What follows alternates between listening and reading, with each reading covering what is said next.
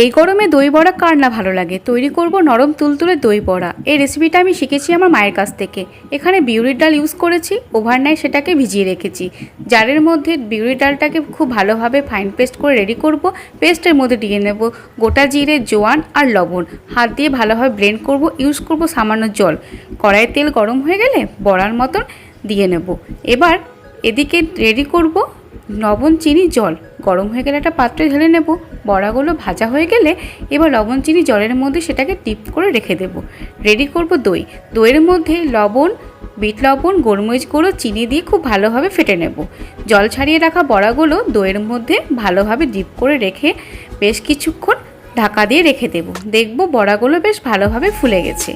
এবার কেউ ইচ্ছে করলে নর্মালভাবে সার্ভ করতে পারো, আবার ফ্রিজে রেখেও সার্ভ করতে পারো। এখানে আমি মিষ্টি চাটনি আর ঝুরি ভাজার সাথে সার্ভ করেছিলাম আমার দই বড়া।